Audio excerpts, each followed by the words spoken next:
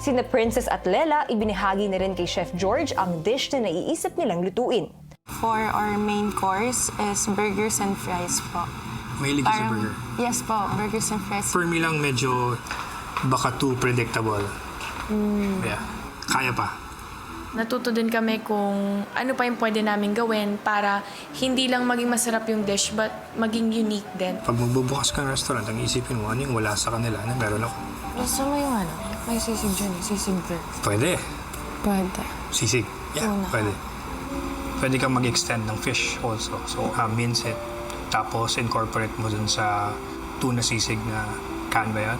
It's a privilege po, Kuya, for us kasi mas mapapabuti pa po, Kuya, namin yung pwede naming maserve sa mga tao, Kuya. Hindi lang po yung basta-basta na luto.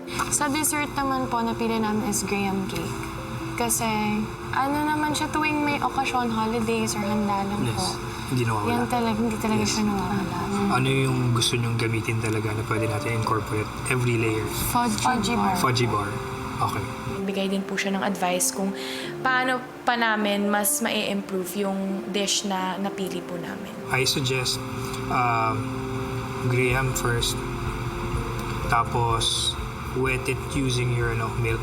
Para lang mabasa yung graham kasi kung hindi, kahit lagay mo sa freezer, matigas pa rin, diba? Pero yung texture na gusto mo is like soft, diba? Okay? Okay po. Okay po. Yes po. Thank you po. Thank you po. Thank you. Thank you po.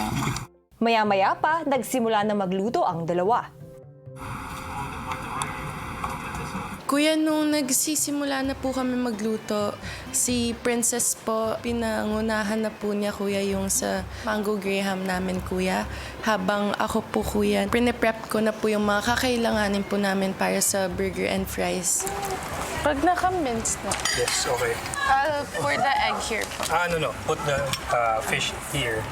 So, kung may mas malaki kang bowl, mas maganda. Kinakabahan na po ako, Kuya, kasi alam ko pong limited lang po yung oras namin. Medyo nararattle po ako kasi iniisip ko pa po yung kung ano po yung mga ingredients na dapat po unahin, ano po yung mga ingredients na kailangan ko po munang i-slice, ganun, Kuya. So, medyo manipis siya for fries. Mas makapal pa. Mojos na lang. Pwede. Mojos na lang. Bilis mo, ha? Pwede. Siguro nahirapan po ako, Kuya, sa pag-manage po ng time. Since meron pa po kaming mga kailangan pa i-freeze, Kuya, mga kailangan ipa-set muna. Tatlong layers. Tatlong layer. Hi. Okay. So, pwede mo gawin, cut mo siya para 6 layers ka kahit maliit. At least mas mataas. Tapos na yung dessert, pero yung main course, halos magsisimula pa lang kami, Kuya. Balik ka rin Wait lang. Dapat nga, ayan, set aside mo muna yung dalawa kahit isa lang. Okay, malapit na yan. Kakakaba po siya since first time ko lang din pong ma-experience yun. Ako na dito. So naghabol po talaga kami sa oras and akala po talaga namin hindi na namin mahahabol yung main course. Tapos ilagay mo na yung mayo. Oh my gosh, it's so hard to be a chef, bro. Nung natapos namin parehas, sobrang saya ko, Kuya, kasi kahit papaano, naihabol namin, na-clutch namin ni Lela, Kuya. Oh my God! Hanggang sa oras na para tikman ni Chef ang ginawa ng dalawa. Nahabol mo pa.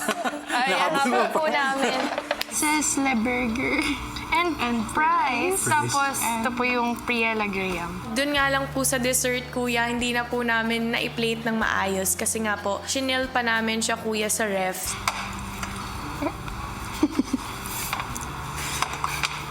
Luto naman.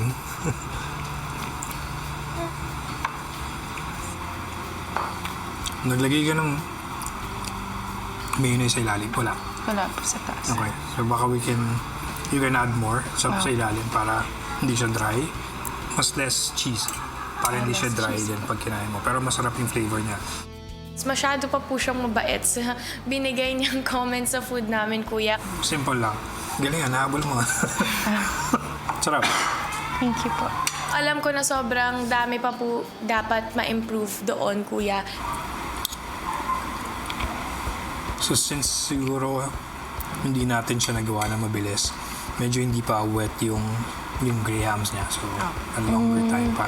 Tapos mas wet dapat yung mixture para ma-absorb ng graham. Pero masarap to. Galing nga. Kasi okay yung texture niya. Thank you. Thank you po. Thank you.